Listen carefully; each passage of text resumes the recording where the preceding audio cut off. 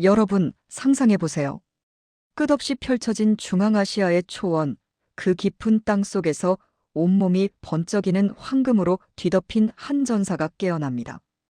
키는 2미터가 넘고 붉은 빛이 감도는 금발을 가진 이 정체불명의 전사는 무려 3000년 전의 인물입니다.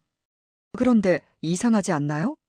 우리가 배운 역사대로라면 이 지역은 아시아인의 땅이었고 실크로드는 그로부터 훨씬 나중에나 만들어졌어야 합니다.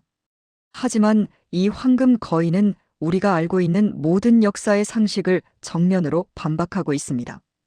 중국과 러시아가 왜 이 유물의 발견을 그토록 껄끄러워하며 은폐하려 했는지, 그리고 유라시아 대륙의 진짜 주인이 누구였는지, 오늘 그 소름 돋는 진실을 파헤쳐 보겠습니다. 이 이야기는 1969년 카자흐스탄의 이식이라는 마을로 거슬러 올라갑니다.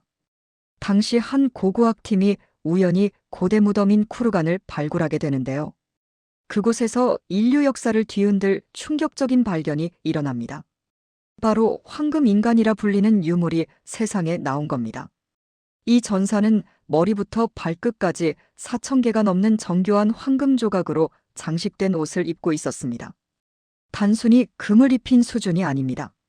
표범, 독수리, 사슴 같은 동물들이 살아 움직이는 듯한 정교한 세공 기술은 현대의 장인들도 혀를 내두를 정도였죠.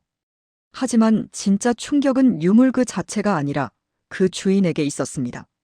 첫째로, 이 무덤의 주인은 우리가 흔히 생각하는 고대 아시아인의 체구가 아니었습니다. 발굴된 유골과 미라들의 키는 평균 2미터에 육박했습니다. 3000년 전 인류의 평균 키를 고려하면 그야말로 거인이라 불러도 손색이 없는 수준이었죠. 더 놀라운 사실은 그들의 외모였습니다. 알타이 산맥과 중앙아시아 초원에서 발견된 이들의 미라를 복원해보니 이들은 푸른 눈과 금발을 가진 유럽형 인종의 특징을 고스란히 담고 있었습니다. 동양의 한복판에서 서양인의 외모를 한 거인들이 현대 기술로도 만들기 힘든 황금 갑옷을 입고 제국을 건설했던 겁니다. 역사학계는 이들을 사카족 혹은 스키타이라 부르지만 그들의 진짜 정체에 대해서는 오랫동안 입을 닫아왔습니다. 둘째로, 왜 이들의 존재는 그동안 우리에게 잘 알려지지 않았을까요? 여기에는 거대한 지정학적 음모가 숨어 있습니다.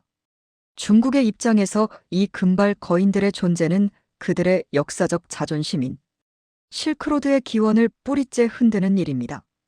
중국은 장건의 서역 개척을 통해 실크로드가 시작되었다고 주장해왔지만 사카족의 유물들은 그보다 훨씬 이전에 이미 동서양을 잇는 거대한 무역로와 고도의 문명이 존재했음을 증명하고 있습니다. 특히 신장 위구르 지역에서 발견되는 금발 미라들은 중국의 영토 주권론에 위협이 됩니다. 우리가 오기 전부터 이곳에 다른 인종의 거대 문명이 있었다는 사실을 인정하기 싫은 것이죠. 러시아 역시 마찬가지입니다. 슬라브 민족의 기원을 강조하는 이들에게 유라시아 초원의 진정한 개척자가 따로 있었다는 사실은 달가운 소식이 아니었습니다. 그래서 이 거인족의 유물들은 발견될 때마다 예외적인 사례로 축소되거나 박물관, 깊숙한 창고에 봉인되곤 했습니다. 셋째로, 이들의 문명은 단순히 말 타고 다니는 유목민 수준이 아니었습니다. 소름 돋는 점은 이들이 보여준 초과학적 세공 기술입니다.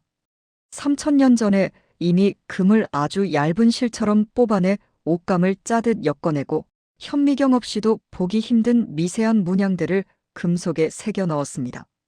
주류 사학자들은 주변에 발달한 문명에서 수입한 것이라고 둘러대지만 이 유물들이 발견된 곳은 문명권에서 수천 킬로미터 떨어진 험준한 산맥과 초원 한복판입니다.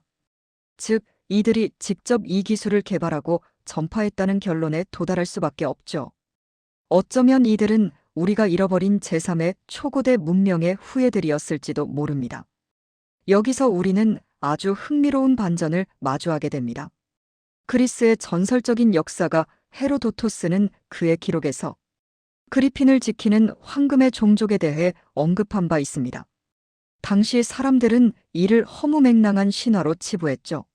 하지만 카자흐스탄에서 발견된 사카족의 투구에는 바로 그 그리핀과 독수리 문양이 선명하게 새겨져 있었습니다.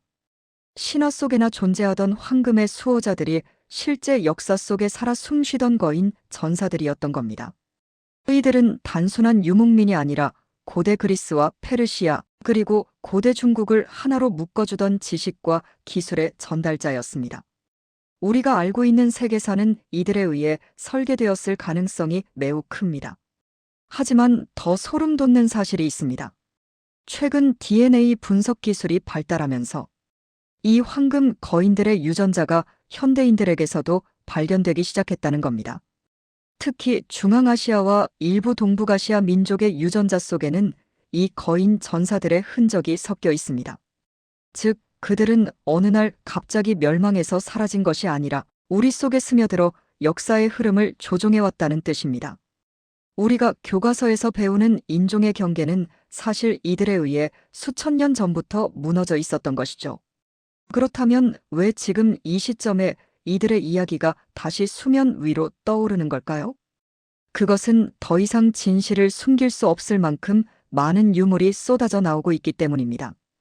알타이의 얼음 공주 미라부터 타림 분지의 거인들까지. 땅은 더 이상 강대국들의 역사 왜곡을 허락하지 않고 진실을 뱉어내고 있습니다. 이들은 우리에게 묻고 있습니다. 당신들이 믿고 있는 그 역사가 정말 진실인가? 라고 말이죠. 결론적으로 중앙아시아의 황금 인간 문명은 단순한 고대 유적의 발견 그 이상을 의미합니다. 그것은 승자의 기록에 의해 지워졌던 패자의 진실이며 강대국들이 숨기고 싶어 했던 인류의 공통된 뿌리에 대한 이야기입니다.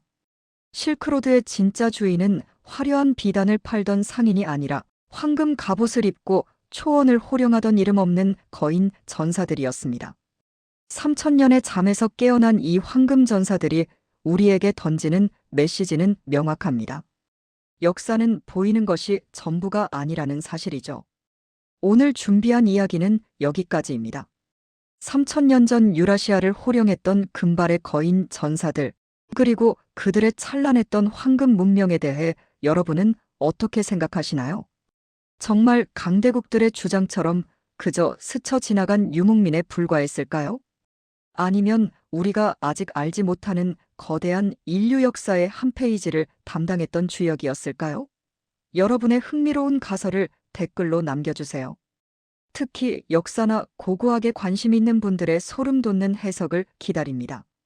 이 영상이 흥미로우셨다면 구독과 좋아요 부탁드립니다. 여러분의 클릭 한 번이 잃어버린 진실의 조각을 맞추는데 큰 힘이 됩니다. 다음 시간에도 교과서가 알려주지 않는 세상에 금지된 구역과 미스터리한 진실로 돌아오겠습니다. 시청해주셔서 감사합니다.